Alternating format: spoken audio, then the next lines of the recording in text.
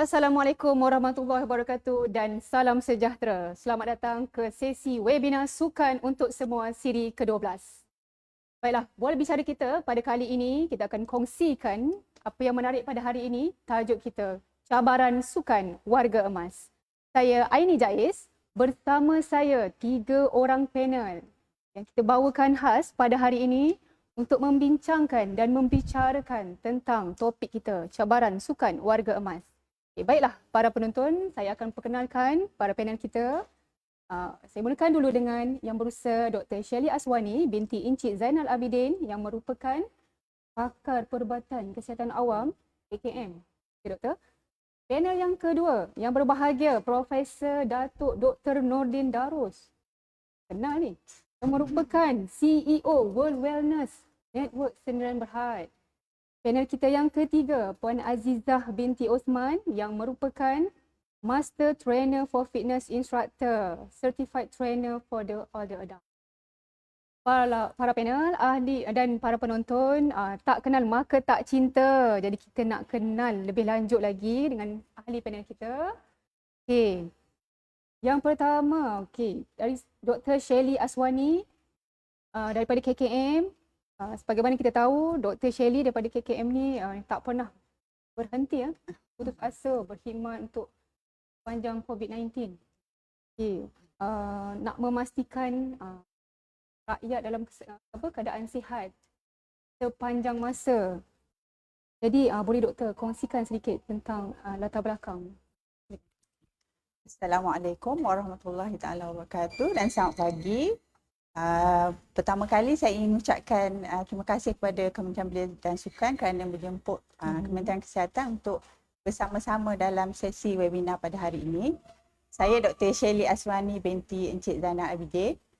Saya merupakan pakar perubatan kesihatan awam dan sekarang ni bekerja di sektor kesihatan warga emas, bahagian pembangunan kesihatan keluarga Kementerian Kesihatan Malaysia di Ibu Pejabat Putrajaya.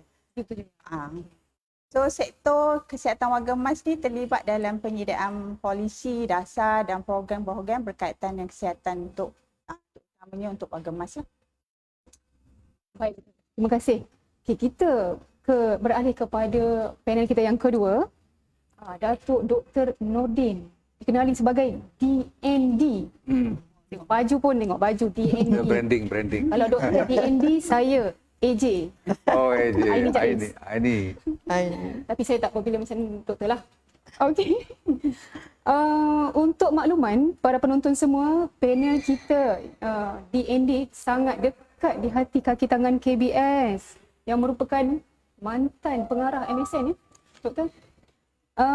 Dan juga Datuk Dr. Nordin ni antara pengamal kesihatan yang sangat aktif di media sosial.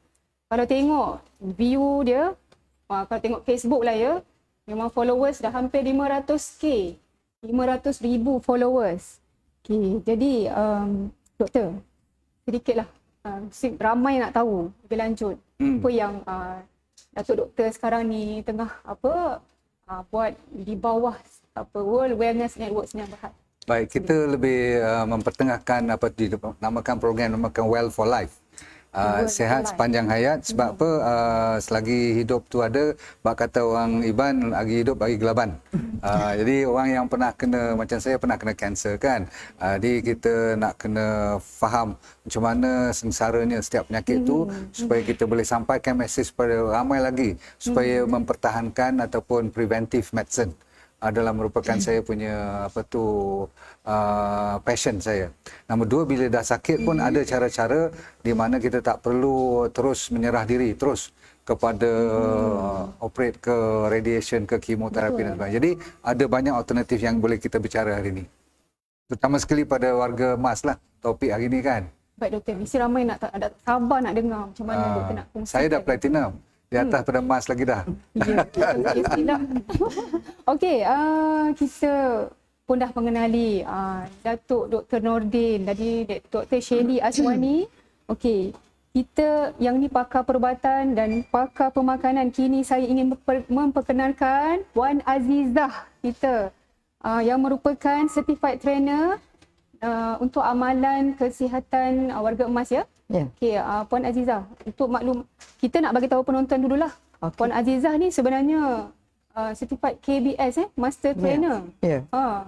Jadi kalau ikut peranan ni memang ramailah instruktor-instruktor yang telah dilahirkan terutama di kalangan warga emas ya. Okey. Untuk makluman para penonton juga, Puan Azizah ni juga telah merangkul anugerah sukan untuk semua pada tahun 2012. So mesti ramai wanita-wanita di luar sana yang mengenali Puan Azizah ni. Okey, jadi kita nak Puan Azizah kongsikan jugalah sedikit sebab sekarang ni memang sangat bergiat aktif kan. Ya. Silakan. Okey. Terima kasih hari ini dan terima kasih juga kepada Kementerian Belia dan Sukan serta Jabatan Kebajikan Masyarakat for having me here. Okey, saya dah lama berkecimpung dalam bidang kecergasan. Sebelum ni saya seorang guru bahasa Inggeris. Tetapi berhenti, jadi saya jatuh cinta dengan kecergasan ni. Sampailah sekarang ni, alhamdulillah. Saya sebagai salah seorang master trainer untuk program-program kecergasan warga Kementerian Belia dan Sukan untuk melahirkan instruktor-instruktor senam aerobik satu Malaysia. Berapa ramai dah? Ribuan. Ramai. Ribuan. Daripada level 1, 2 dan 3. Dan sekarang ni saya punya forte ialah kepada warga emas. Dan saya juga buat sebagai penggubal modul untuk KBS punya instruktor punya kursus serta warga emas punya modul juga. Dan saya melepori warga emas untuk share fitness punya exercise. Betul lah, sangat berpengalaman ya Puan Azizah ni. Memang cergas lah kan. Okey, kita pun dah berkenalan dengan ketiga-tiga panel kita. Jadi kita nak ke segmen seterusnya. Okey, kita nak tanya dulu kepada Dr. Shirley. Sebagaimana yang kita maklum, Dr. Shirley ni merupakan salah seorang yang terlibat dalam misi utama negara untuk memastikan penuaan yang sihat. Okay, apa itu penuaan yang sihat? Jadi kita nak tanya kepada Dr. Shirley, boleh kongsikan kepada para penonton, nak tahu lebih lanjut apakah maksud penuaan sihat ni. So, dan juga mungkin doktor boleh kongsikan sedikit isu dan cabaran populasi warga emas dalam kesihatan. Okay, terima kasih Puan Moderator Cik Aini. Izinkan saya share slide yang telah saya sediakan untuk pada webinar hari ini. Okey, sebelum saya menjawab soalan pertama tu, apakah sebenarnya yang dimaksudkan penuaan sihat, definisi penuaan sihat, izinkan saya share dulu senario populasi warga emas di Malaysia lah. So untuk Malaysia kita pakai definisi untuk warga emas ni yang berumur 60 tahun ke atas. 60 kita tahun. Sejajar dengan seiring dengan penyataan dalam dasar warga emas negara lah. So pada tahun 2020 statistik dari Jabatan Perangkaan, so anggaran populasi untuk warga emas adalah 3.5 juta. Iaitu lebih kurang 10.7% lah. So populasi untuk Malaysia sekarang ni lebih kurang 33 juta. So 10.7% adalah terdiri daripada warga emas lah.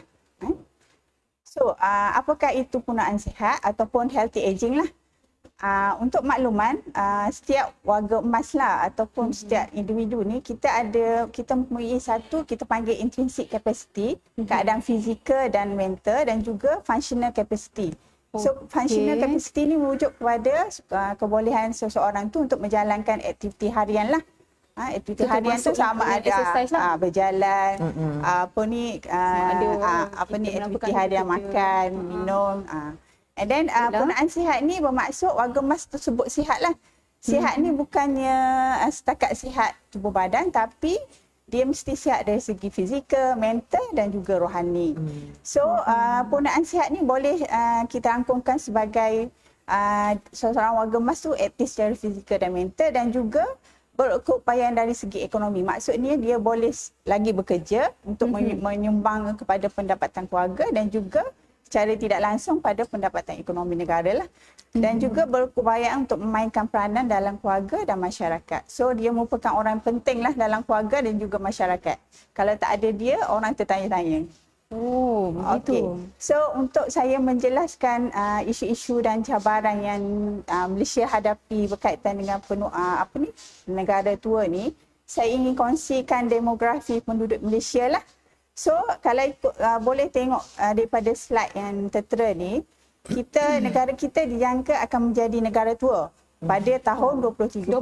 Ya. Okey. Pada masa tu negara tua ni merujuk bila mana jumlah populasi warga emas tu dah melebihi 15%.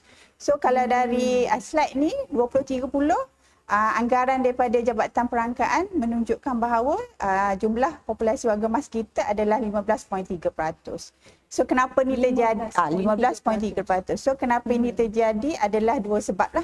Satu, kita punya life expectancy ataupun jangka hayat dah makin panjang disebabkan oleh kita punya sistem kesihatan pun dah semakin baik. Okey. And then juga kita punya kadar kesuburan dah makin menurun. Kan? So sekarang ni kita susah nak cari.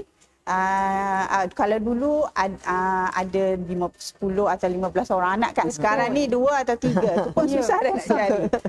So itulah dua sebab yang merupakan faktor penyumbang pada kenapa Malaysia pada 2030 akan menjadi negara tua. Okey, so tadi saya kata jangka hayat dah semakin meningkat. Kalau dulu kita boleh hidup sehingga 60 tahun. Tapi bila jangka hayat meningkat, kita boleh hidup sehingga ke 79 tahun, 80 tahun. So dalam masa 20 tahun tu, apa yang kita nak sebenarnya? Adakah kita nak terlantar sakit ataupun kita masih lagi boleh bekerja, masih lagi boleh menyumbang menyumbang kepada negara ataupun boleh membuat aktiviti ataupun aktiviti yang kita sukalah. Okey, so tadi saya merujuk pada jangka hayat penduduk Malaysia. So ada lagi satu definisi lah berkaitan dengan healthy life expectancy. Yang ni berkaitan jangka hidup sihat. Jangka hidup sihat. So pada tahun 2016, WHO telah memberi definisi untuk Malaysia, jangka hidup sihat untuk perempuan 68 tahun, untuk lelaki 65 tahun. So ini bermaksud untuk seorang perempuan tu lepas umur 60 tahun dia ada masa 8 tahun hidup yang sihat. So selebihnya akan sakit dan ada mempunyai disability lah atau ketidakupayaan. Untuk lelaki lagi pendek 5 tahun. Untuk salah satu fungsi utama Kementerian Kesihatan kita adalah untuk memanjangkan jangka hayat hidup sihat ni. Okey, ini saya nak tunjukkan data dapatan kajian dari National Health Mobility Survey pada 2015. Memang penyakit utama darah tinggi, kencing manis yang biasa berlaku lah. Kencing manis, kolesterol dan darah tinggi. 2018 pun sama, makin meningkat. Kencing manis, darah tinggi, kolesterol dan juga penyakit-penyakit lain yang berkaitan dengan masalah berkaitan dengan warga emas lah. Okey. Ni berkaitan dengan disability dalam kalangan warga emas.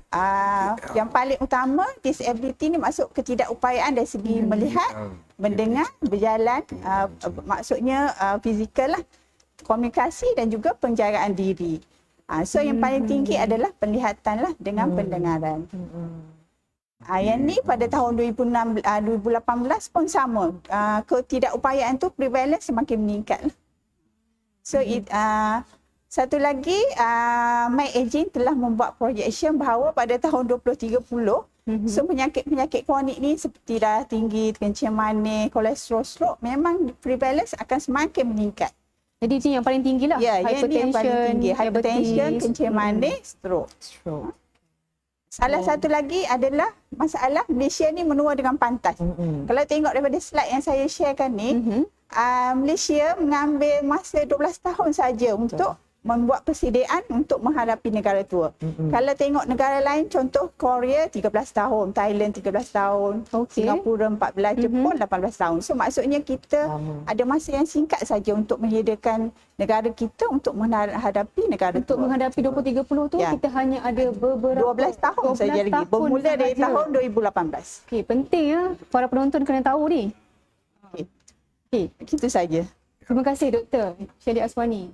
Okey, kalau doktor cakap tadi tentang ada 2 faktor yang menyebabkan penuaan sihat ni kan. Salah satunya kesuburan. Jadi mungkin doktor boleh kongsikan sedikit tentang hala tuju KKM.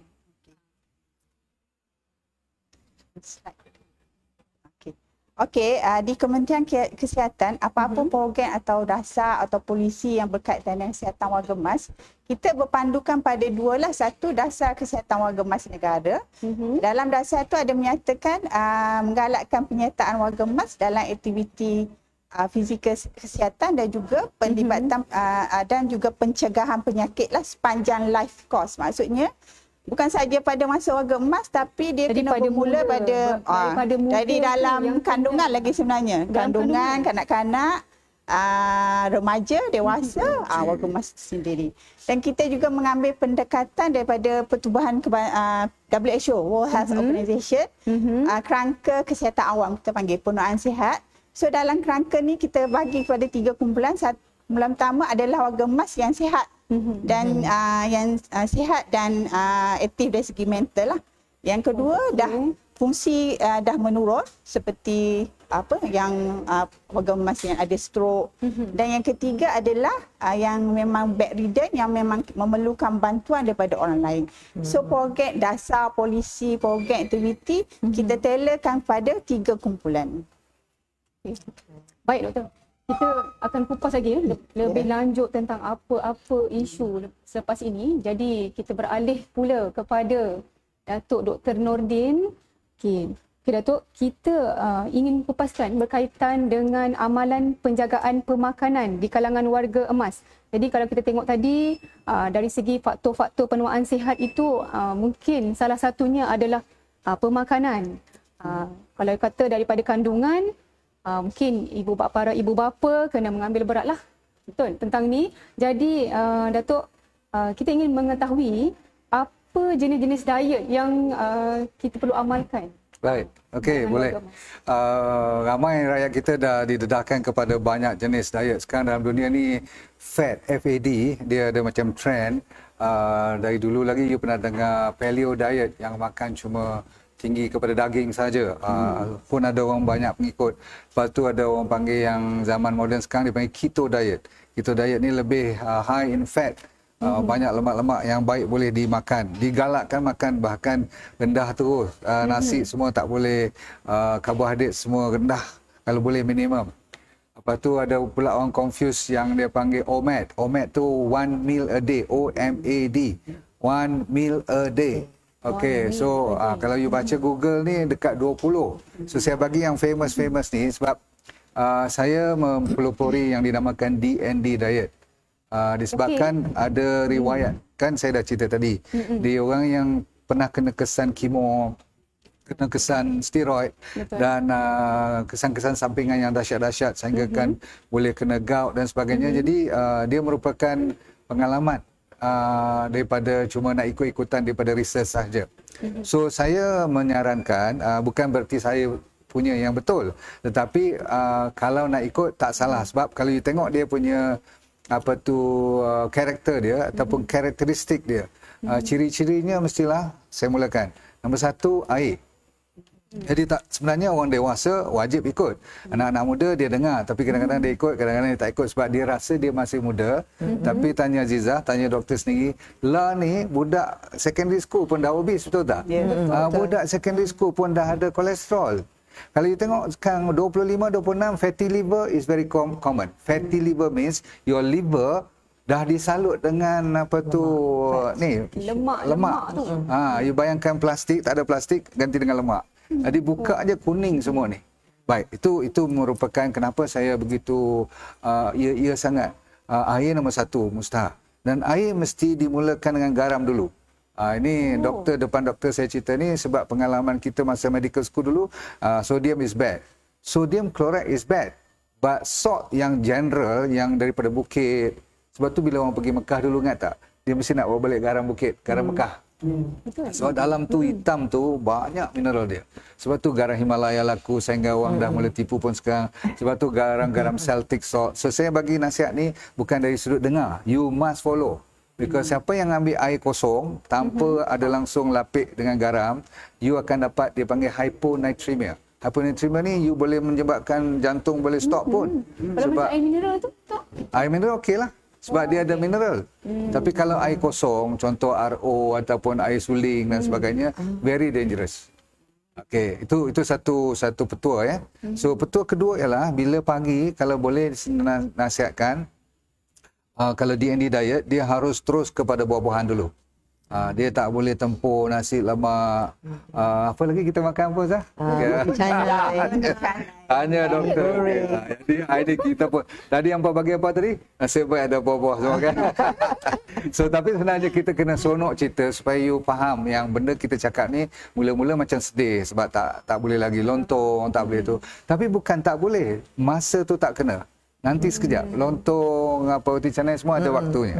Tapi kalau pagi, you confirmkan dengan buah-buahan yang dipanggil rainbow. Mesti berpelangi. Maksudnya berwarna-warni. Oh, kita kena ambil lah. Tak boleh lah kalau kita suka katakan pisang aja. Suka nanas dan tak boleh ikut kesukaan kita lah. So kalau boleh merah, kuning, putih, hijau kan. So you mix. Why? Because Tuhan tak pernah jadikan satu yang dia panggil solo food, good for everything. Manusia yang taksub kepada cuma satu, selalunya tak sempurna. Itu tak cerita pesticide, tak cerita lagi kekurangan dalam tanah semua. Nampak tak? So kita terus ke tengah hari pula nanti, kita akan ajar macam mana nak makan sayur-sayuran lebih. Untungnya kita orang Malaysia, kita suka ulam. Tambah orang Kelantan kan, dia kena sikit dengan budu ke apa-apa tu kan. Tapi yang penting tu yang hijau tu. Tapi macam ada ikut negeri lah kan. Saya pun kadang-kadang dah terbiasa. Pergi negeri Kelantan saya makan juga nasi kerabu tu. Tak salah. Tetapi yang setengah pinggan tu kena dipenuhkan dengan benda yang menghijau. Boleh faham? Sama ada dalam bentuk rebus, dah buat sayur ataupun yang paling bagus dia masih lagi berulam lah. Maksudnya termasuk petai, jering, semua no problem. Kalau you pernah dengar. Janji kena ada sayur. Itu saya tak cerita lah detail berapa gram dan sebagainya. Terus sampai malam you repeat. Lepas tu kalau lapar, air kelapa, isi kelapa, kekacang, legumes, lentils. Kalau you dengar je cerita tu, macam dah vegan kan? Macam dah vegetarian sikit. Tapi tak semestinya. Kita dibenarkan untuk ada orang panggil cheat day. Sebab kalau tak bagi cheat day, you boleh dengar sekarang tapi you ikut paling tinggi 2 minggu lah kot. Kita nak you ikut secara lanjutan lah. Itu sebagai mukadimah. Kalau diet untuk yang kalangan warga emas ni, kadang-kadang dia nak makan semua tu dia tak dapat nak makan. Mengikut yang buah-buahan, sayur-sayuran, takut dia skip lah makanan-makanan tu kan. Betul. Sebab apa? Bila umur dah definisi 60 ke atas ya. You dah ada 60 tahun punya memory you. Dalam DNA you, dalam you punya gene you dah ada dah nasi lemak pukul berapa. Jadi body clock kita tu bila keluar aja pukul 7.30 tak kena dia ada ketak tangan faham tak? Pukul 8 tak makan dia kena cari teh tarik betul tak? Dia kena macam kena makan sikit tapi banyak kali. Tetapi kalau dah jatuh sakit, kalau dah kena macam kita dah kena CA ataupun kena macam you kata tadi high blood, jantung semua you mesti ikut. Sebenarnya senang je. Kalau nak bagi orang ikut suruh dia dapat diagnosis. Cop hang kena diabetes. Nak kena potong kaki. Confirm dia ikut. Confirm dia akan diet. Yes. Baiklah kan? Jadi kita semua psychological approach is bayangkan. Bayangkan kalau you tak ikut ni, you memang kena. So you tak ada choice. Sekongkongnya dia ikut lah juga. Betul. Faham kan? Lama-lama nanti dia pun Jadi kalau dia dah rasa, berat badan dia dah turun. Aku punya diabetes dah kontrol. Blood pressure pun turun. Jadi dia akan rasa sendiri nak pertahankan. You tak payah paksa dia tahan. Dia akan motivasi diri sendirilah. Betul. Tanyalah. Orang dewasa sekarang ni kan pengikut saya yang you kata 500,000 tu, 80% atas pada umur 40. Tak adalah nak muda nak ikut sangat. Nanti lepas ni para penonton yang muda-muda ni mesti kena follow. InsyaAllah. Doktor. Okey. Kalau cakap tadi pasal sarapan kan, kita yalah kadang tadi kita cakap makan buah dulu. Dan makan kemudian bolehlah nanti dulu jangan makan yang berat-berat. Jadi saya rasa ramai yang keliru kalau berkenaan dengan senaman. Jadi mungkin Dok boleh terangkan Right. Nak makan dulu ke nak senaman dulu? Oh, okey, Dari segi okey. sarapan tu lah di waktu pagi. Okey, sebenarnya bergantung kepada berapa you exercise. Okey, dalam sains sports medicine dia perlu at least 2 hours. You kena minimum, itu pun bukan makanan yang berat. Umpamanya kalau atas pada nasi tu datang fat ataupun datang protein, dia perlukan at least 4 hours untuk you churn down. Maksudnya bagi dia stable lepas pada perut. Minimum kena lepas pada perut. Kalau masih duk sangkut kat perut, hang duk pis, mumba semua tu, lama-lama dia muntah sakit kan. Ya, macam Puan Azizah kan, nak exercise kan. So mesti Aziza akan cerita lebih nanti, tapi pengalaman saya masa kat Majlis Sukan Negara dulu, bila kita buat high performance, dia ada caranya. You must even katakan carbo up you 1 or 2 days beforehand. Bukan 2-3 hours pun, 1 or 2 days before. You dah nak kena up dia kalau nak pergi maraton katakan. Dia ada dia punya skala-skala dia. You kena makan hari apa, pukul berapa dan sebagainya. So balik pada soalan you, nak makan secara umumnya buah sebelum makan. Itu betul. Apa yang sebelum exercise minimumnya 2 jam. Tetapi masa exercise pun boleh minum, no problem. Bukan kita tak boleh ambil benda, tetapi berbentuk cairan. Okay, kalau dah dehidrasi, you tak boleh perform pun. Secara automatik kalau body you dah reduce by sweating ataupun dah banyak keluar peluh semua tu, kalau timbang badan bawah pada maksudnya dah hilang 3%, you dah tak boleh perform. You akan jadi macam boleh pengsan pun. Kan? Body kita ada fiziologinya yang tak boleh keluar jauh sangat. Okey, baik doktor. Kalau macam kita lepas saraman tu kita makan ke kedai nasi lemak tu, Yang tu tak biat. Okey. okay, kita kena elakkan ya. Tapi bukan tak boleh makan, boleh. Tapi bagi dia cool down dulu dan diharuskan makan, no problem. Sebab apa? Body you dah deplete. Maksudnya dah berkurangan dengan energi dan sebagainya. You seharusnya masuk balik benda-benda yang berbentuk karbohidrat. Tapi bukan sugar. Kompleks karbohidrat.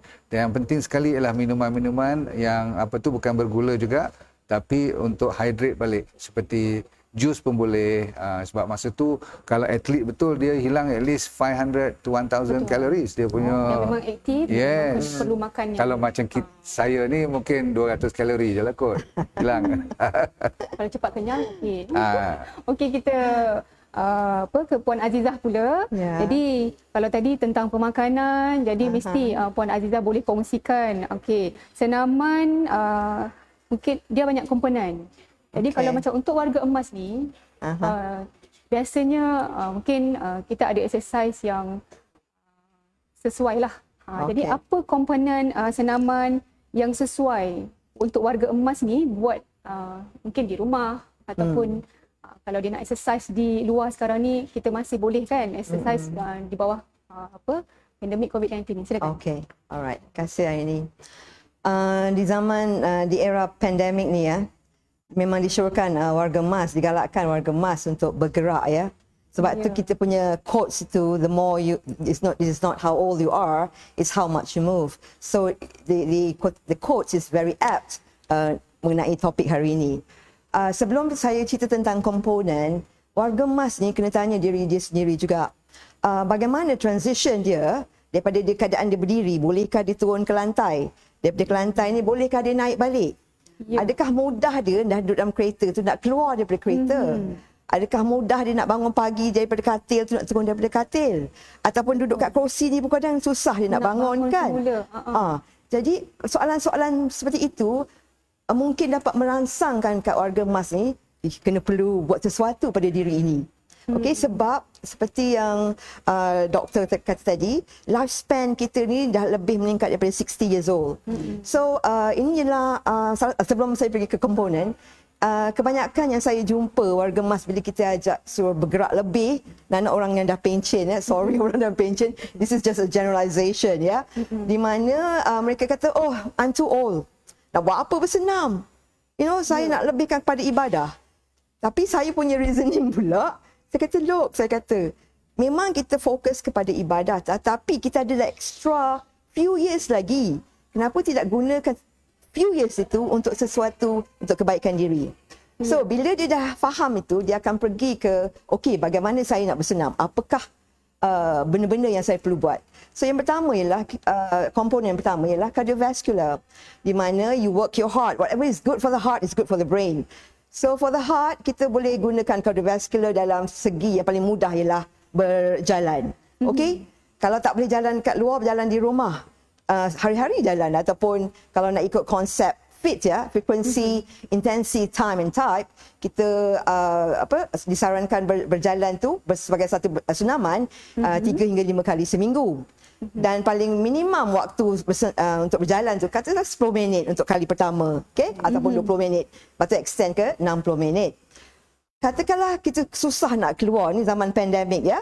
Kita di rumah, kita jalan. Jalan kita pergi ke depan, ke belakang, lateral, kiri kanan, ataupun in a small circle, and then reverse circle, ataupun dalam figure 8. Kita jalan. Kita jalan. Maknanya kita Pusing tetap kat rumah tu ke kan? kat rumah. Okay, sebab orang, maklumlah sekarang warga emas susah nak keluar kan, pandemik sebab coronavirus ni. Okey, jadi intensity, ada berapa susah kita bersenam. Adakah kita sampai mengah, ataupun kita just moderate. Kalau kita ikutkan skala box scale tu, 0 to 10, 10 is too extreme. So untuk warga emas, maybe 2 to 3 or 3 to 4, very moderate. Okay, jenis-jenis cardio banyak. Salah satu tadi saya katakan walking, berjalan, ataupun dancing with your grandchildren. Saya pun ada cucu sebenarnya, 5 orang cucu saya. So weekend dia orang datang ni, kita orang macam seronok lah. Meriah. Menari-nari dengan cucu-cucu. You know? So, saya pun galakkan suami saya. Dia dah pencen. So, bangun dan bergerak. Okay, itu je lah untuk cardiovascular. Nah, seterusnya kita perlu ada kekuatan otot dan juga daya tahan otot. Jangan kata kita ni dah dewasa. Jangan kita mengatakan ni warga emas tak perlu angkat berat. Perlu ya. Sebab untuk mengekalkan kekuatan. Terutama untuk orang yang osteoporosis ni sangat-sangat bagus untuk menguatkan otot ataupun tulang dia. So kita gunakan seperti kita kalau suka gardening lah, ya. Kita suka berkebun. Cangkul tu dah memberi kekuatan. Kita angkat pasu bunga. Kita angkat kita beli tanah kat kedai nak tahu kat pokok kan. Angkat bag tanah tu, bag of soil tu ialah satu senaman. Pergi kedai bawa bag groceries ialah satu senaman. Dan seterusnya, komponen yang seterusnya ialah kita perlu ada regangan ataupun kita panggil flexibility. Sebab as we age, kita punya joints become more stiffer. Okay? Kita nak bangun tidur macam keras semua kan. So kita lebih banyakkan senaman untuk regangan statik, iaitu kita buat dan kita hold, kita tahan regangan tu 10 hingga 30 saat. Dan kita boleh pilih jenis-jenis senaman regangan. Kita boleh lakukan sampai 20 minit sehari. 10 hingga 20 minit sehari supaya kita punya sendi-sendi ni lebih, kata orang, flexible. Alright? Dan last sekali kita perlu ada ialah balancing ataupun stabilization, ya. Di mana semakin kita berumur, kita punya balancing akan berkurang. Alright? Katakanlah kita berjalan. Kita berjalan ialah kita angkat kaki satu-satu kan. So kalau kita tak boleh balance, angkat kaki satu tu pun kita boleh topple and fall. So, kita praktiskan senaman-senaman seperti balancing, seperti berdiri atas satu kaki. Dan saya ada juga buat video-video dalam beberapa saat di wall saya, di page saya, untuk warga emas praktis di rumah to prevent fall. Sebab kita warga emas memang sering falling tu salah satu sebab yang akan menjadi lebih teruk, macam fracture of the hips and so on and forth kan. Jadi praktis di rumah, kalau tak boleh berdiri, pegang kat kerusi, angkat satu kaki ataupun ambil buku, balance, tahu bawah ni angkat, macam-macam tu. So itulah komponen yang perlu warga emas ada untuk to be more, kata orang, active. So dia boleh buat kerja-kerja daily living ni, daily active living. Sambil masak, sambil exercise, yes, betul. Jaga cucu. Jaga cucu, ya. Bini muda.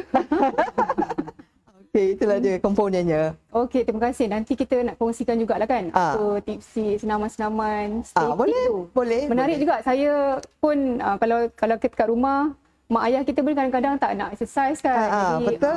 Kalau so you make it fun. betul. Okey, terima kasih Puan Aizah. Kita kembali ke Dr. Shirley. Kalau tadi Dr. Shirley dah pun cerita tentang apa itu penuaan sihat. Jadi kita nak tahu isu-isu lain yang mungkin membimbangkan lah. Jadi mungkin Dr. Shirley boleh ceritakan sikit tentang isu-isu tu. Okey, sebagaimana yang saya ceritakan tadi, di kalangan warga emas ni yang paling common tadi adalah penyakit tidak berjangkit tadilah, seperti darah tinggi, kencing manis, tinggi kolesterol. So ada juga masalah-masalah atau isu-isu kesihatan yang disebabkan oleh proses penuaan tu sendirilah. So sebagai contoh, kita bermula dari kepala lah. Rambut dah bertukar, and then kita punya jisim komposisi otak pun dah mengecil, and then kulit pun dah semakin mengendur. So semua itu akan menyebabkan kita badan akan kurang air lah. And then berkaitan dengan bila dah meningkat umur ni, kalsium pun berkurangan, so akan menyebabkan sakit lutut. Dan ada lagi satu kita panggil giant geriatric lah, ataupun giant geriatric syndrome di kalangan warga emas ni yang biasa berlaku. So kita panggil 4I. Satu, instability. Instability ni lebih merujuk pada risiko untuk jatuh. So memang kalau kajian menunjukkan kalau warga emas tu dah pernah ada risiko jatuh, kemungkinan untuk jatuh kali kedua adalah paling tinggi. Tinggi. And then immobility. Immobility ni berkaitan dengan pergerakan lah. Incontinence, biasa bila dah meningkat umur, masalah berkaitan dengan buang air kecil dengan buang air besar akan menjadi masalah utama di kalangan warga emas. Lagi satu adalah kita panggil impairment kognitif. So saya cakapkan tadi, kita punya komposisi otak dah mengecut, so dia akan menyebabkan kita punya intelektual tu berkurang lah, impairment. So paling utama adalah penyakit demensia ataupun cognitive impairment lah, ataupun depression. So para saintis atau para saintis lah, dia dah berevolusi berkaitan dengan giant geriatric ni. So sekarang saintis ni dah come up dengan satu term kita panggil frailty and sarcopenia. So frailty tu merujuk pada warga emas yang uzur lah. And then sarcopenia ni kita merujuk pada kurang masa otot masa ni, and then menyebabkan dia punya volume tu berkurang, dan juga keupayaan untuk membuat aktiviti fizikal makin berkurang lah. So sekarang ni frailty dan sarcopenia ni memang kena dianggap sebagai penyakit yang perlu diberi intervensi dan dirawat lah. So that's why di Kementerian Kesihatan kita nasihatkan warga emas, kita boleh je pergi mana-mana klinik kesihatan atau hospital untuk membuat saringan status kesihatan lah. So untuk saringan status kesihatan memang kita akan tackle daripada isu-isu yang saya telah bangkitkan tadi. Jadi ini pendekatan yang KKM ambil lah. Salah satu pencegahan dari segi untuk menggalakkan penggunaan sihat di kalangan masyarakat. Sebab lagi 20-30 negara Malaysia akan menjadi negara tua, so populasi warga emas bertambah. Kita nak warga emas ni sihat dari segi fizikal dan mental, so kuranglah bermanan bermanan dari segi keuangan untuk Kementerian Kesihatan lah, untuk menanggung perubatan untuk warga emas. Jadi kita beralih kepada Datuk Dr. Nordin. Kalau tadi dah bagi tips tentang macam mana nak menangani isu, jadi kita nak tanya tentang warga emas ni. Kalau kita tengok cara Puan Azizah sebut tadi pun, kalau tak senaman boleh senang jatuh. Jadi warga emas ni sensitif, tulang rapuh, kan otot-otot pun tak kuat macam Dr. Shirley sebut tadi. Jadi perlu tak warga emas ni kalau nak exercise lah, kan, especially dia nak buat senaman, sebab banyak warga emas ni yang memang aktif, cycling dan sebagainya. Jadi ada tak makanan tambahan yang perlu diambil oleh warga emas ni? Good. Saya kena pasal makan je hari ni. Okay. Tapi Rasulullah SAW pernah kan sabda setiap penyakit tu bermula daripada perut. Betul tak? Sebab tu dia bagi one third, sepertiga makanan, sepertiga air, sepertiga ditinggalkan kosong. Kita tak, kita opposite. 3/3 makan, lagi 1/3 over air, Tak kat mana-mana lagi kita lahap semua. Jadi kat situ saja sebenarnya kita dah berlawan daripada fitrah. Manusia seharusnya memang kena jaga. Bila peringkat umur dah tinggi pula, dia ada banyak lagi enzim kita punya hormon kita, terutama sekali perempuan. Bila dah postmenopausal, dia punya estrogen semua pun dah drop. So ada banyak masalah-masalah yang perlu diatasi dari segi medical pun. Jadi kaitannya dengan GIT, gastrointestinal tract ni, you kena betul-betul cari makanan yang bersesuaian. Tidak boleh lagi dah kita hentam kromo saja. Zaman kita muda dulu macam kereta lah, enjin tengah kuat, you rem macam mana pun dia tak rosak. Sekarang katakan kita dah bawa kereta ni dah kereta. Kalau paling tinggi 20 tahun tu kira dah lama, betul tak kereta? Kereta nasib baik boleh ganti apa tu alat-alat dia semua. Mesin kita contoh, ramai orang perempuan yang dah kadang-kadang kena buang gallbladder pun. Dah dengar? Empedu. Empedu ni yang store you punya bile. Kalau bile tu saja dah terganggu, macam-macam boleh berlaku. Kehidupan kita tu nak keluar rumah pun takut. Pasal apa? Ada diarrhea, ada masalah GERD lagi, masalah sampai terbakar, esophagus semua ni. Tu belum saya cerita masalah yang lebih serius. So kalau tak jaga makanan ni, contoh yang saya bagi tadi ada tambahan sikit. Saya habis sampai ke malam, makannya masih lagi banyak sayur dan banyak buah-buahan sebelum makan tu boleh. Tapi buah kalau dah cover belah pagi, petang tak payah cover lagi dah. Yang orang lupa ialah bila sunnah puasa Isnin dan Khamis tu, rupanya Mak Saleh tengah duk buat sebagai fashion sekarang. Dia panggil intermittent fasting. Kita dah intermittent fasting dah 1400 tahun dah. 1400 years. Sejak Rasulullah lagi. Tapi dia tak ceritalah yang ni intermittent fasting. Dia kata sunnah, aku suka nak buat Monday, aku suka nak buat Thursday. Tapi kalau you combine dengan malam punya, dia panggil night fasting, lepas pukul 8, tidak digalakkan. Dari segi sains pun. Sebab ada hormon-hormon yang perlu berehat, sebab dia nak buat kerja, you jangan tambah lagi makanan. Dia seperti melatonin, growth hormone, everything. Masa kita tidur tu Tuhan kata istirahat tu sebenarnya ada sebab. Dan melatonin dengan growth hormone tu tak keluar masa you dengan air pukul 12 macam ni. Dia keluar waktu pukul 1-2 pagi tu.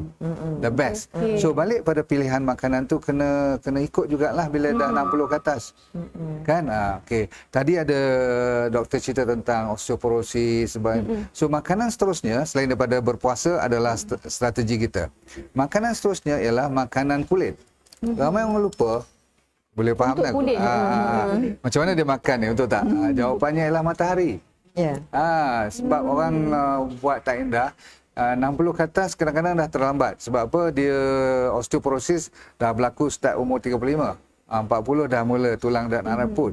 Sama sekali makanan tak jamin, tak jaga, fast food semua. Mana ada vitamin D3, K2, mana ada kalsium yang cukup dan sebagainya. Orang kata susu. Susu is wrong.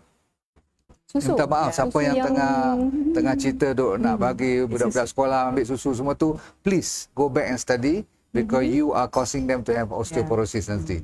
Nasib baik Dr. Shirley mengaku ya betul. Sebab saya medical doctor, di train dulu kalau kata nak kalsium kena susu dulu. Advertisement pun susu dulu. You cuba study balik. That's where the mistake yang kena dibetulkan. So saya nak dibetulkan semua cara penyampaian dan ilmu yang terbaru.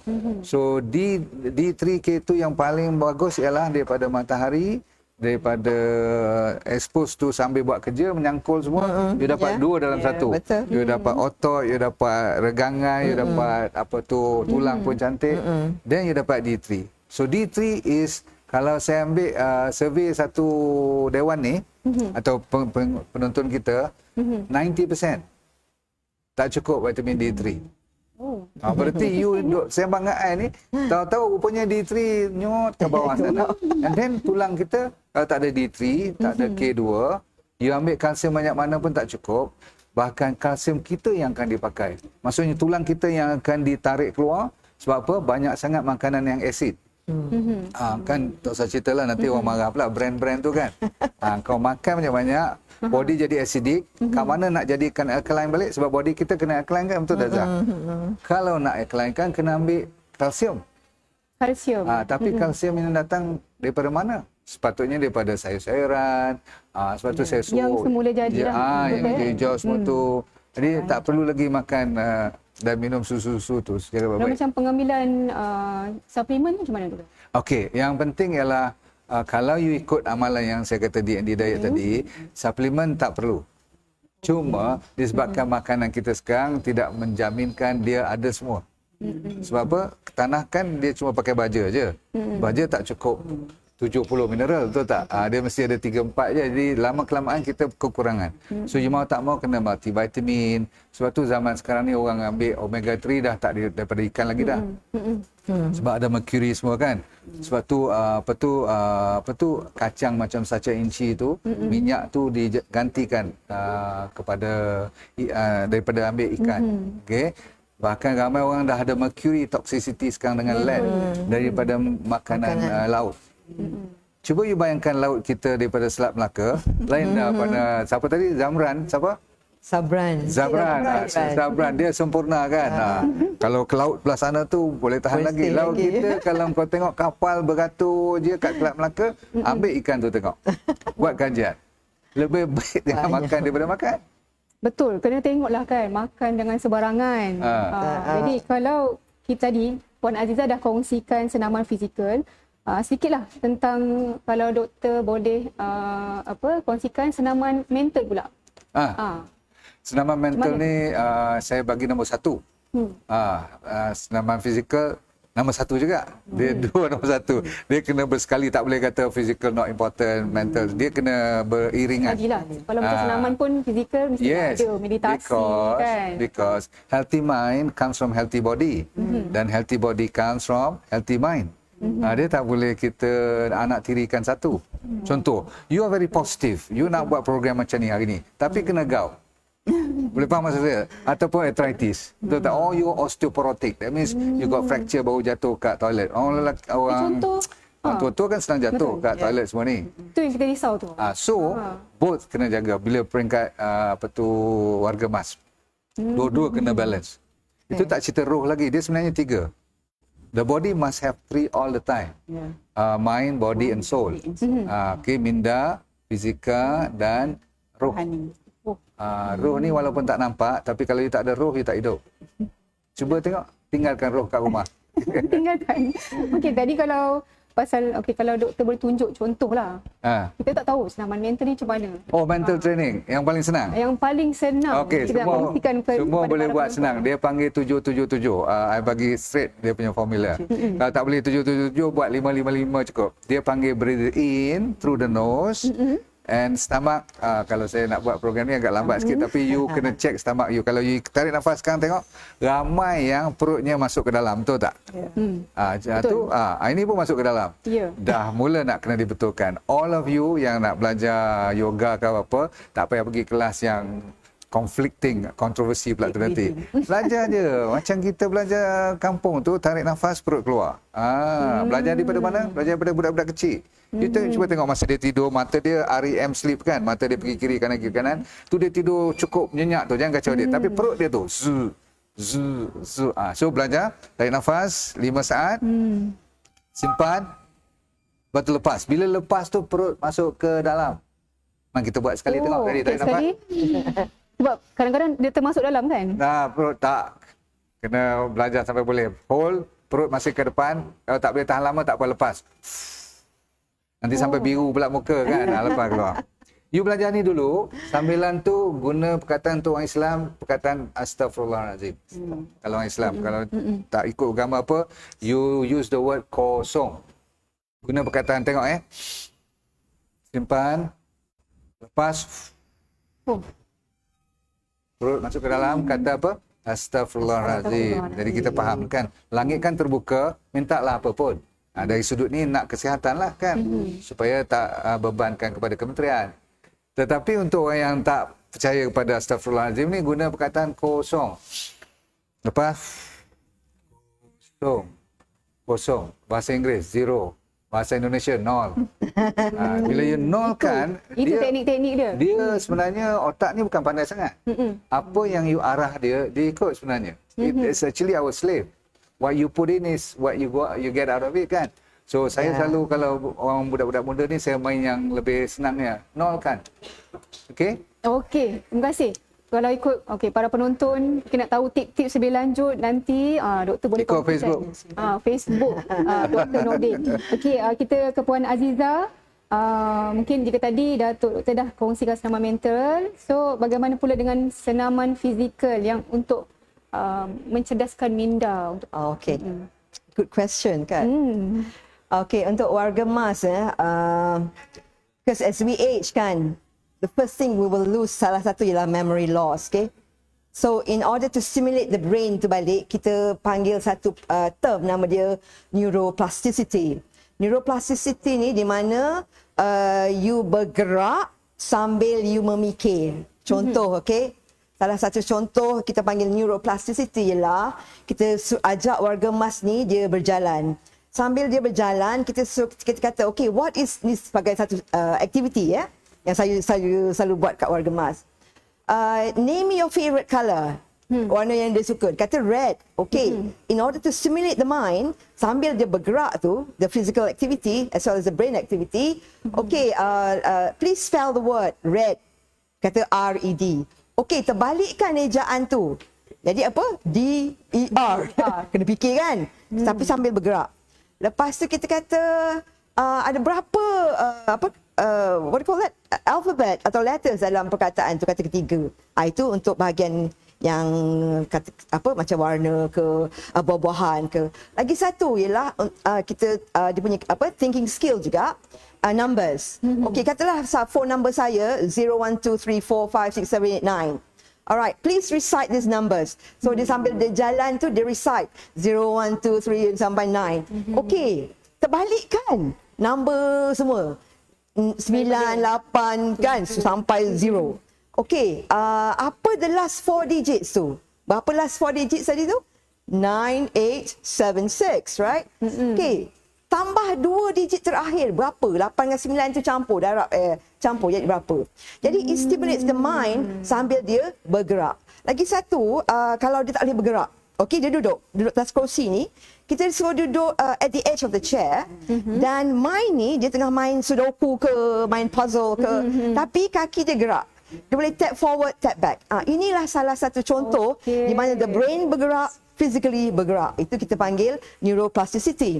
Jadi neuroplasticity ni sangat berguna untuk kata orang play games with the mature adults yang sama ada tak boleh bergerak atau bergerak. Sebab dua-dua memainkan peranan. Macam Profesor kata tadi, the brain and the body kena bergerak. So it's the best example.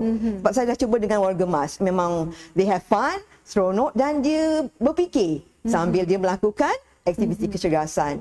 Itu salah satu aktiviti lah. Lagi satu, bagusnya warga emas ni kan untuk stimulate dia punya brain, itu jangan isolate diri dia dengan golongan warga emas saja. Dia campur dengan orang muda macam Aini ni. Bila dia campur dengan orang muda, orang muda ni dia akan memberi dia warga emas ni lebih tenaga, positifnya feeling and thinking. So memang saya galakkan warga emas jangan isolate diri dengan golongan warga emas saja. Berkawan dengan yang muda-muda juga. Oh betul. Yang tu saya setuju. Sebab bila kita kawan dengan orang muda, you jangan suruh suami you kawan. okey. Banyak tips dah kita dah kongsikan tentang pemakanan, tentang exercise. Jadi sedikit tentang tips penuaan sihat pula. Tadi banyak tu dengan statistik yang doktor tadi kongsikan. Okey, secara kesimpulan lah untuk tips-tips penuaan sihat, saya rasa Dr. Nordin dengan Puan Azizah pun dah share. Salah satu utama adalah pemakanan lah, amalkan gaya hidup sihat dengan pemakanan yang jaga pemakanan, melakukan aktiviti fizikal. Aktiviti fizikal at least 30 hingga 45 minit 3 kali seminggu. Yang tu paling minimum lah. So kalau boleh buat lebih daripada tu lagi baik. And then kena bijak tangani stres lah. So stres pun akan menyebabkan hormon kortisol yang tinggi, dan yang tu akan menyebabkan penyakit-penyakit lain juga yang datang. Dan tidur yang cukup memang sangat penting untuk kita lah, especially warga emas. Sebab bila dah umur meningkat memang kita kata masa untuk tidur tu semakin berkurangan lah. So memang kena dapatkan tidur yang cukup lah. And then avoid daripada tingkah laku yang negatif tadilah. Contohnya macam smoking ataupun mengambil minuman yang beralkohol. Salah satu daripada tips-tips penuaan sihat lah. Thank you, doktor. Jadi kita akan proses penuaan sihat tu akan jadi lebih baiklah. Okey, Datuk Dr. Nordin. Saya ingin bertanya tentang jika seseorang tu dia mempunyai masalah kesihatan, komplikasi kesihatan lah. Jadi mungkin yang dalam sedang rawatan ataupun baru sahaja dapatkan rawatan di hospital dan sebagainya. Jadi apa perkara pertama yang perlu warga emas ni ambil? Nombor satu, kalau you baru dapat rawatan ataupun akan dapat rawatan ataupun planning nak dapat rawatan. Tengok perkataan yang ujung tu planning. Ramai daripada kita sebenarnya tengah planning sebab apa? Dia lepas diri dia. Dia let go. Bila let go, you dalam satu kurungan yang tunggu masa je, queue up. Yang ni dah kena, dah sakit dan tengah dapat rawatan. So soalannya terhadap mereka. Tapi saya tak nak lupa. Sebab mereka lah yang akan menambah banyakkan lagi kes-kes dalam hospital dan sebagainya. So jawapan saya ialah nombor satu. Boleh tak you selesaikan secara, they call it home first, daripada rumah dulu. Sebenarnya banyak yang boleh dilakukan kat rumah. Contoh utama tadi, kalau you tengah dapat ubat dah dekat 20 tahun, diabetes atau high blood ataupun anti kolesterol, ambil statin dan sebagainya. Some of those medicine dan cara rawatan dah outdated. You sekarang kena tukar wajah gaya hidup you. When you change your gaya hidup, yang dengan erti kata ada komponen makanan, exercise dan jaga minda. Termasuk tidur semua tadi tu. So semua ni kalau dijaga sebenarnya dia bagi pada 7. Tak saya nak lupakan kepada rakyat semua, iaitu kemampuan kewangan. Jangan main benda ni. So pillar-pillar ni kadang-kadang kita kan fizikal ataupun nutritionist atau you dah diberi satu kerja khas. Tapi ramai orang lupa yang luar daripada tu. Sebab tu saya nak you ambil 7 ni kena betul-betul. Satu ialah kesihatan dan kecergasan yang kita bincang hari ni. Tapi nombor 2 ni kemampuan atau kebebasan kewangan. You cuba tak ada duit tengok. Penyakit apa pun takkan baik. Betul, dah tahu tak ada insurans dan sebagainya, boleh baik ke agak-agak you? Okey, so saya nak buat pembetulan ni dulu. Lepas tu gaya hidup kena tukar. Termasuklah saya kata apa tadi, kalau masih lagi pagi satu pinggan nasi lemak, sorry. Penatlah doktor, kementerian lagi tak cukup duit besok. So betul sampai ke peringkat tidur dan puasa intermittent tadi. Ikut je benda tu. Dan secara beransur-ansuran, tak sampai 2 bulan you tengok result you tukar. Ubat diturunkan. Bila ubat turunkan bukan saja dari segi saving, kita jimat duit dan sebagainya daripada nak spend dan kementerian semua tu, tapi sebagai individu dia rasa happy. Sebab dia kurang makan ubat-ubatan ni dan dia kurang side effect. Bila you kurang side effect, body you lebih auranya jadi nur tu keluar. Oi, 68 mana tu? 73 akak tu. Sekejap lagi dia datang keluar. Saya tengok dia tak habis spring. Ada ramai yang dah pencin pun masih. Kita nak macam tu. Sebab apa? Saya ingin rangkumkan dengan satu perkataan kalau you Google perkataan Ikigai. I'm sure dia pernah dengar, Dok. Ikigai is a very famous di Okinawa province di Japan, di mana orang 100 tahun common. Kalau kita kat sini 100 tahun, nak ingat Raf dah ikut saya dah ke mana-mana kalau 100 tahun. So, dia ambil kamera. Macam mana ni doktor boleh sampai pergi toilet 100 tahun boleh keluar sendiri, tak ada tongkat semua. Di sana, you 100 tahun masih buka tingkap pagi-pagi tanya apa khabar semua orang sebelah. So Ikigai is a very powerful technique. Cuba ikut program. Saya pernah cerita tentang Ikigai ni. In other words, in life there's no such thing called retirement. That is the key untuk nak hilangkan masalah otak, plasticity ke tadi, masalah osteoporosis ke, no retirement. Bukan berarti kita tamak kepada duit, no. Retirement dari segi jangan give up life. Teruskan. Kena teruskan. Hidup kena diteruskan. Okay. Kalau macam bulan puasa doktor macam mana? Kita dah senang. Lagi senang. Kita dah nak puasa ni sebenarnya kita kena look forward. Pasal apa? Dia sepatutnya masa itulah bulan yang mendelete kan. Dalam komputer tu delete kan, yang mana tak perlu supaya tak hang. Faham tu bahasa tu. Jadi Hang macam komputer pula. maksudnya kita kena buang yang mana yang apa tu, Tak perlu in the dust, apa tu orang panggil apa, in the bin kan, In the dalam bin, handphone kan ada bin, recycle bin. Jangan main kalau recycle bin tu tak keluar kan, dalam sebulan dia tak keluar lagi, dia simpan jam you punya komputer. So lebih baik you buang. So bulan ni adalah bulan buang semua. Puasa elok-elok. Ikut je, ada dia punya buah, sayur semua tu ikut boleh. InsyaAllah ya. Kalau you tak turun berat badan bulan puasa, berarti tak ada harapan lagi dah bulan lain. Alamak. Okay, nampaknya kita ada soalan daripada Facebook. Yes. Okey, ni Sakit belakang selepas lakukan daripada Puan Hindun Muhammad Nur. Sakit belakang. Apakah tipsnya? Yang ni Dr. Nordin. Puan Azizah patut join dengan I jawapan. Senang je. Okey, nombor satu, masalah utama orang dewasa kalau kumpulan warga emas, yang penting sekali ialah core muscle you tak betul ataupun weak. Most important, yang paling mustahil ialah ramai daripada kita sejak muda-muda dulu kita banyak pakai kaki, tangan, we move tanpa kita fikir. Tapi bila kita dah dewasa ni, you perasan tak? Kaki is more important than tangan. Nak sembahyang ke, nak pergi toilet ke, nak ditinggalkan oleh anak kat rumah orang tua-tua ke, you must use your leg first. So Puan Azizah diminta make sure kaki orang tua-tua ni semua stronger. Stronger, ya.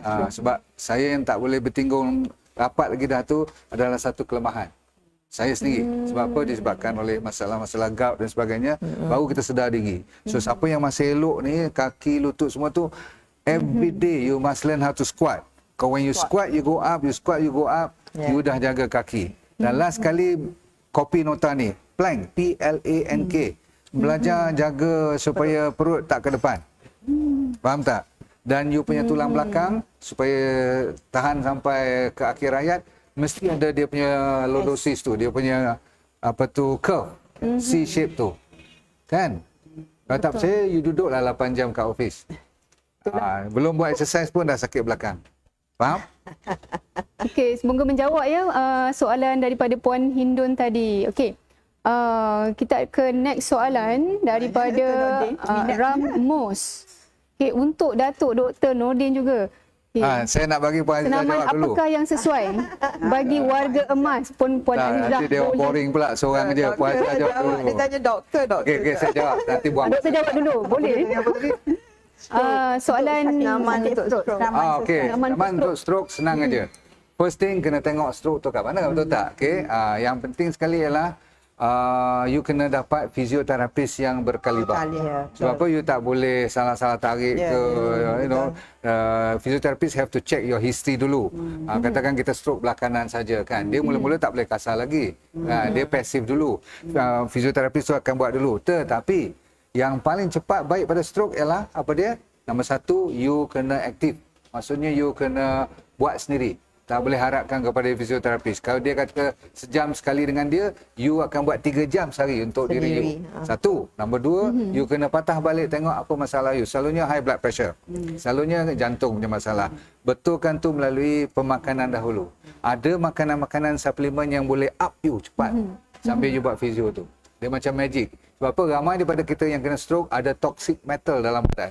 We are toxic. So sambilan kita buat fizio, kita actively buat kat rumah sendiri tanpa dipaksa, proaktif, dan kita kena lazimkan contoh kalau macam saya tu saya amalkan prebiotik dan probiotik.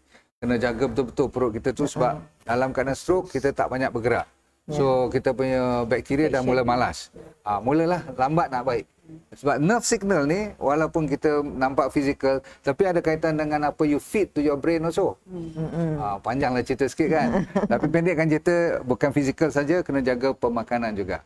Last kali ialah kasih sayang. Orang yang kena stroke kalau tidak ada kasih sayang lambat baik. Contoh kalau saya perempuan, saya kena stroke, tapi laki yang kena stroke banyak kan?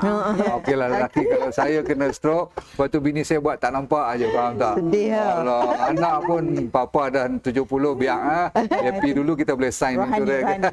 Don't, because when you don't have love and relationship yang strong, you will get very slow. Ya. Betul, itu memang betul. Lambat. Puan Azizah, mungkin boleh kongsikan juga? Mengenai stroke. Oh, stroke patient. Okey. Macam Profesor Dr. Datuk Nordin cakap tadi, kena juga ikut fisioterapis sendiri. Lepas tu bila fisioterapis suruh buat senaman sendiri, kena buat sendiri. Okey? Dan kena bergerak jugalah. Kena kuatkan diri dan semangat. Okey? Itu je.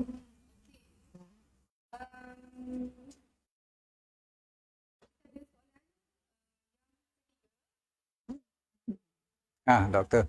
Untuk Dr. Shirley. Makanan yang bagaimana sesuai bagi warga emas untuk menambah metabolisme supaya mereka kekal aktif daripada Encik Man. Encik Man. Okey, terima kasih atas soalan tu. Saya jawab dululah. Saya rasa Dr. Nordin pun boleh jawab, Prof. Datuk Dr. Nordin pun boleh jawab. Dia punya konsep sama je. Dari segi pemakanan kena lebihkan macam Dr. Nordin cakap tadi, colourful kan. Karbohidrat kalau boleh kita guna pinggan. Untuk KKM kita sediakan, kita panggil suku-suku separuh, pinggan suku separuh. So suku adalah karbohidrat, suku lagi protein lah, ayam ke ikan, and then lagi separuh adalah sayur-sayuran dan buah-buahan. So kalau ikut konsep tu, dia akan membekalkan cukup nutrisi untuk badan kita menjana untuk menjana untuk membakar kalori dan proses proses metabolisme badan tu boleh meningkatlah untuk kita membakar kalori. So prinsip utama adalah tadilah, kalau dari segi KKM kita sarankan guna pinggan suku-suku separuh. Nordin boleh tambah. Tambah sikit. Okey. Betul, suku-suku separuh tu, tapi zaman moden ni kita tambah sikit pelajaran terbaru di mana sebab tu orang gila pada keto diet sekarang. Sebab mereka mendapati ada some good oil.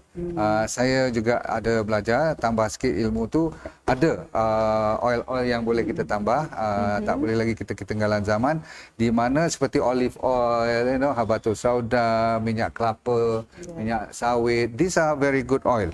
Yang cuma minyak yang tak digalakkan adalah minyak yang telah jadi trans fat, iaitu minyak-minyak sayur yang telah dimasukkan hidrogen, di convert dia seperti minyak matahari kan, canola oil. Kita pernah dengar flaxseed oil, oil yang dalam plastik yang jual untuk kita, nanti orang marah pula. Terpaksa saya cerita sebab apa, zaman dah umur 60-an kata ni, nak takut kat orang sangat pun bahaya juga, kita kena cerita. Sebab apa kalau tak cerita, yang plastik tu tak, minyak yang you goreng tu, di dalam plastik tu, some of them recycle pun. So kalau you mainkan dengan minyak tu, dahlah minyak tu dah berapa kali recycle dan sebagainya. Kalau yang tak di recycle pun, yang ada sekarang ni sekali je dibenarkan pakai. Dia tak dibenarkan recycle. Pasal apa? Goreng tu saja dah menukar wajah molekul oil tu. And that is the one that is going to kill orang-orang dewasa ni. Maksudnya orang warga emas ni. Last sekali ialah you kena belajar, orang panggil ambil rainbow food tadi tu. Apa saja pun di rainbow kan. Jadi kita gunakan perkataan rainbow lah. So daripada keto diet, kita harus pelopori sekarang bukan keto saja. Kita kena pelopori namakan VETO. Saya keluarkan nama ni lah. V itu VETO. VE maksudnya vegan. Tapi orang vegan tak akan boleh ikut, nanti kata tukar agama pula. So sensitif tu. It's not. Okay. Sebab kita boleh makan daging dibenarkan 2 kali seminggu, tapi TO tu maksudnya totally organic. Vegan, totally organic, very safe for orang dewasa. Ambil orang warga emas. Cukup cantik, ya. Okey. Datuk Dr. Nordin dah pun kongsikan tentang pemakanan, dan juga Dr. Shirley pun dah kongsikan tentang amalan penuaan yang sihat. Okey, kita ada satu lagi soalan kepada ni Datuk Dr. Nordin jugalah. Okey, daripada Zulkifli Atoy, soalannya adalah berurut tradisional. Masih lagi sesuai atau tidak dari sudut pandangan perubatan sekarang? Iaitu berkam, berberkam. Okey, bekam dan urut ni digalakkan. Bagi saya digalakkan. Cuma tukang bekam tu, saya habiskan bekam dulu, okey. Tukang bekam tu kena qualified. Number one, must be hygienic. Saya bukan anti bekam, takkan kita nak anti bekam ni sunnah kan. Tetapi cara penyampaian praktis dia orang tu kadang-kadang macam tepi jalan je. Saya tahulah benda ni boleh buat tepi jalan dan sebagainya. Tapi kadang-kadang tempat dia cuci tu, dia ambil kertas tisu paper biasa je. Bekas dia bekam you, nanti saya lap pakai biasa je, tidak ada apa yang oven ke apa kan nak disteralkan. Can you imagine kalau dia ada hepatitis B katakan bagi kat you, tak? So that is something you all, kalau ahli pembekam, saya bagi warning habis-habis. Saya pernah depan mata saya dia buat macam tu. Dia tak tahu saya doktor lah. Kita kena nak belajar, nak tengok ilmu apa orang ada. Saya sokonglah bekam. Rupanya saya tengok tu, dia kata, Pakcik, Cara tu lah minta maksudnya. maaf lah. Nanti saya datang lain. Hilang lah. Okay, tak boleh lah. Mana boleh. Bekas tu darah orang kan. Betul. Itu satu. So there must be another system pembekam ni untuk jadikan lebih modern approach. Tapi memang very good. Bloodletting, that's called bloodletting, mengeluarkan darah adalah satu daripada cara untuk detox. Tapi ada juga cara lain lagi. So kalau nampak tak hygienik tak payah. Okay, last kali ialah tentang urut. In fact, Zah, kita buat apa tu program urut pula sekarang. So apa urut adalah salah satu daripada relaxation technique. Dan dia bagi balik lymphatic system tu masuk balik dan body kita akan sihat. Bahkan kalau you ada duit lebih, cari tukang urut seminggu sekali. Personal Memang very good. Personal. Tapi tukang urut yang pandai juga. Ya, betul. Nah, kan yang kelentong banyak pun ada juga. Kita tak nak. Kita nak yang betul-betul belajar. Dan kenapa daripada dada ke kaki. Bukan kaki ke dada ke. Semua kena belajar lah tu. Okey, baiklah para penonton, kalau ada lagi soalan-soalan mungkin bolehlah kan. Komen, mungkin boleh masuk ke IG Datuk Dr. Nordin ataupun ahli panel kita yang adalah. Jadi kita akan ke segmen yang seterusnya yang kita tunggu-tunggu. Puan Azizah akan memberikan demo senaman warga emas, iaitu senamas. Senamas. Ya. Senamas. Okey. Saya akan memperkenalkan 3 orang yang instruktor daripada Warga Emas dari Pusat Aktiviti Warga Emas UTC Melaka dan Putrajaya, betul? Ya. Iaitu Puan Julia binti Salim, Yang Mulia Raja Mariati binti Raja Nazran dan Puan Joria. Jadi, para penonton, jangan ke mana-mana, kita rehat sebentar dan kembali selepas ini.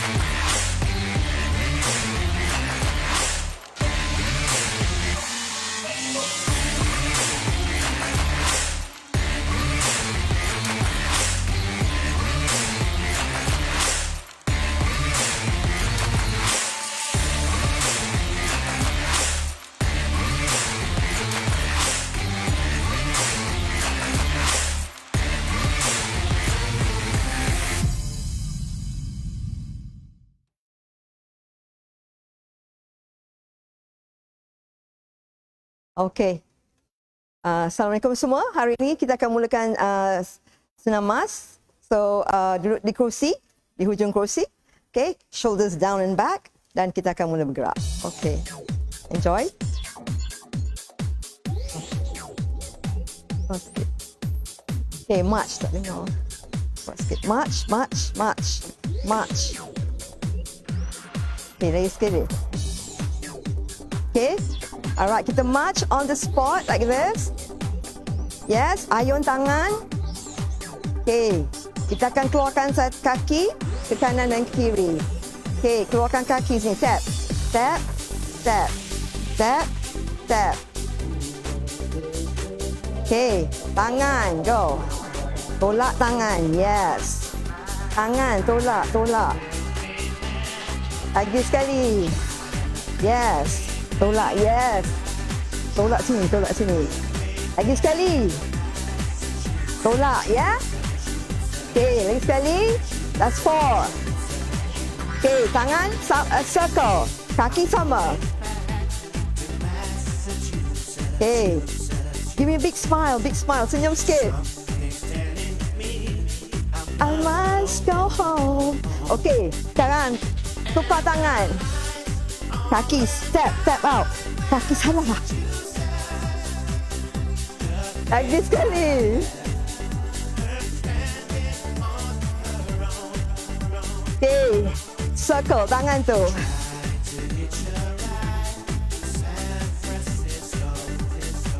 Lagi sekali, tap sini, tap.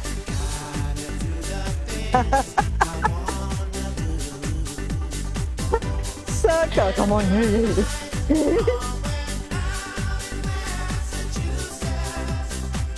Okay, lagi sekali. Tap, yes, good. 4 lagi. Okay, ni. Lagi 4. Okay, sekarang tukar kaki, kita tap 4 kali. Tukar. Lagi sekali, tap. Tap forward, back. Yes. Okay, sekarang satu-satu.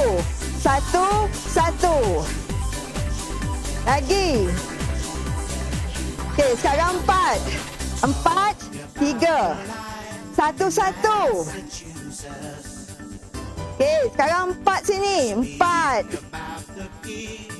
Satu-satu. Okey, sekarang 4. Go. Satu-satu. Sekarang 4. 4. Satu-satu. Okey, kita mula. Daripada mula tadi, tolak sia.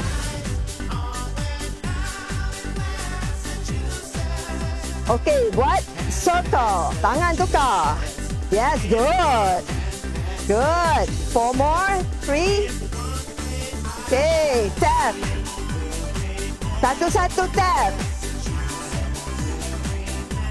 4 sini. 4. Satu-satu. Lagi sekali 4. Satu-satu. Okey, 4 kali. Satu-satu. Okey, here. Come on, ladies, come on. You can do it. Good. Circle. Lagi. Okey, kaki tap. 4. Satu-satu tap. Last kali, tap 4. Satu-satu. Okay, that's it. Thank you. Alright, sekian, terima kasih.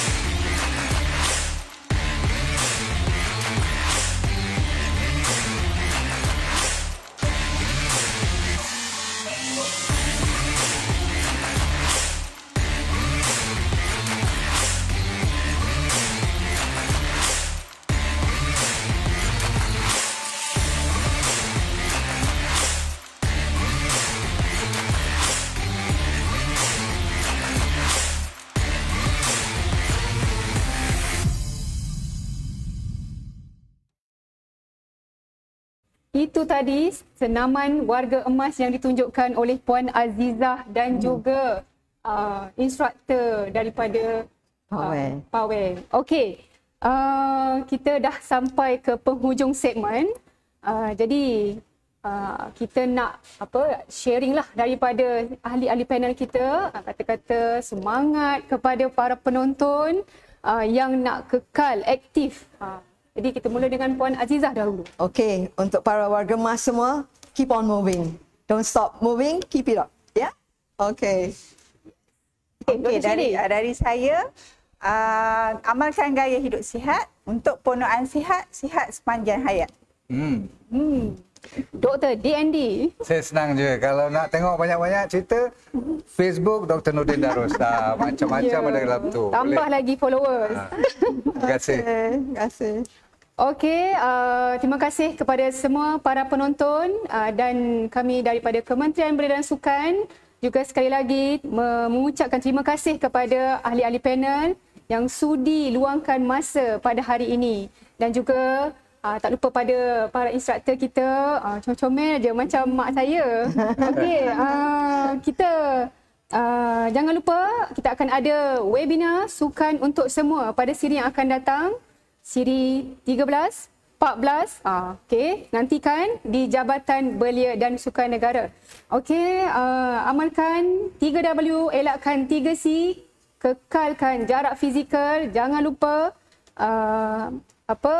kekalkan SOP, ikut arahan kerajaan dan amalkan gaya hidup yang sihat. Okay, saya Aini. Assalamualaikum warahmatullahi wabarakatuh dan jumpa lagi.